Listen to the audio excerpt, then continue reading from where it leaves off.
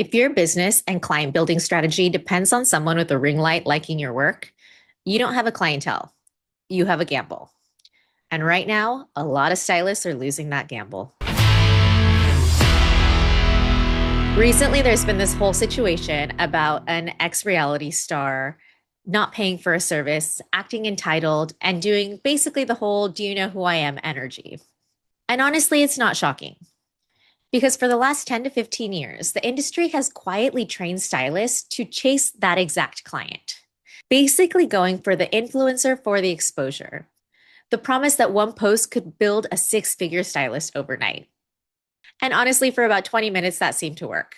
But now it's starting to create a burnout, bad boundaries, and a lot of stylists giving away their time, their product, and losing the insight behind what real value is for clients who basically were never really invested to begin with. Here's a fact. If in the last 10 to 15 years you just entered this industry, you were sold a dream. Get the right influencer, use the right hashtag, go viral, and your books will explode. But what actually happened? We build businesses on borrowed audiences, and borrowed audiences don't convert the way you think they do. Because this attention isn't the same thing as building the trust that you need behind the chair to build a long lasting clientele. My mentor talks about this all of the time. The average person has anywhere between 3 to 5 close trusted relationships in their inner circle or proximity. And those are people that they actually take recommendations from and trust. This is actually backed by research like Nielsen's trust studies, which consistently shows that word of mouth from person to person that we know is the most trusted form of marketing, which means influencers, ads will never outweigh the people that you actually trust. If you had 20 solid clients and each of them naturally influenced even just 3 of those 3 out of 5 friends, that's 60 potential new clients without a post, without begging, without a hashtag, and without ever leaving your chair, based solely on the fact of the person that's already getting your service, trusts your service, and understands the value that you deliver. In the past few years, we've become really conditioned to look online for influence, whether it's Yelp reviews or the amount of followers you see at the top of the screen. And that can lead us to completely overlook that real live influencers sit in front of us every day. The people who already shape opinions, who already hold trust, and who already influence buying behavior. I know I found myself getting really intentional about this when I moved back from Portland to Bellevue and had to rebuild my clientele. And one of the things that I did is I found myself asking me, who do I actually enjoy being around for 2 to 3 hours at a time?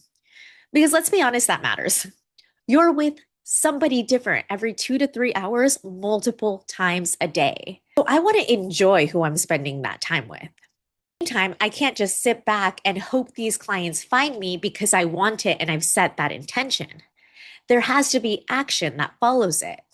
Fortune favors the bold and those who take action. So I found a way to find them.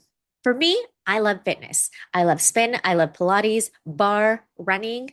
I'm actually even a certified bar instructor. And at one point in time, I was running an online workout company. So instead of chasing random influencers following that hashtag, I decided I was going to join a high-end gym that aligned with my lifestyle. And I paid attention, not necessarily to the members, but to the instructors. Because think about it. An instructor teaches 3 to 5 classes a day, if not more. Each class has about 20 plus people. That's potentially 60 to 100 people a day who trust them, who follow their lead, who set their schedule just to see them, and who literally shape their habits and lives based on what this person says and coming to see this person regularly. And that was the kind of influence that I knew a hashtag would never find. That was the kind of influence that could help build genuine relationships and the kind of clients I wanted behind my chair. So I got to know the instructors in honestly a very organic way. I found myself going to the classes of the people that I really, really enjoyed. We even became friends on a personal level. And eventually I got them in my chair. Once I really started to see who the client magnets were, I created a business comp structure. This wasn't like a random, desperate strategy. Let me give you everything. It was a set understanding and conclusion that we both came to, understanding the value of what I was delivering and what I expected, and vice versa. It was a set number of services, whether complimentary haircuts or set amount of color services, with the understanding that a certain number of referrals needed to be met in order to get that deal. It wasn't so much about free hair and free product, it was about the aligned value exchange. You're getting a service that you already believe in because you paid for it, you liked it, you loved the result. You can get that in exchange for the referrals and the continued clients. And they can send you 100 clients, but at the end of the day, if you don't know how to retain them, you're back at zero. This is where the ball comes back into your court because growth doesn't just come from getting people in your chair. It comes from giving them a reason to come back. It comes from giving them and showing them a value of something that tells them, yes, I want to continue to experience. So the real questions become what experience is being created? What level of consistency is being delivered? What details are being noticed? And what can I continue to replicate for these people so that the perceived value is not only valued, but understood and a repetitive thing that they consistently experience. Referrals will open the door for you, but your ability to retain it is what will really build that business. At that time, when I was working with my real life influencers or my fitness instructors, I really wasn't working with influencers anyway, but every now and then they would still pop in. Today, it will still happen.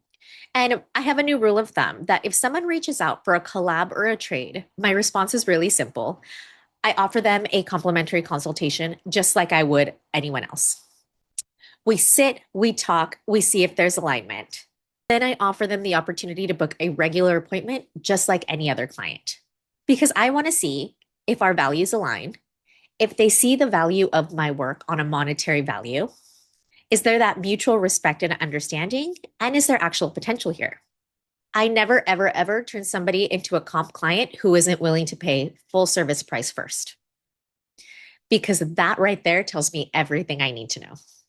If value isn't understood at the beginning, it won't be respected later. Period. I will pass. That's not the influence I want. The goal shouldn't be more attention. It should be better alignment. And that will help you get better clients. It'll open up better conversations. And honestly, it's going to give you so much better energy behind the chair. Remember, we spend hours behind the chair. And spending those hours with people who don't value what you do is the fastest way to burn out of something that you actually really love. So stop chasing the internet. Start paying attention to the people already in your world. Because the most powerful influencer strategy that you'll ever have is the client sitting in your chair right now. Ditch the influencer and maximize your client. This will help you build a business that isn't focused on being seen, but it's focused on building trust without burning you out.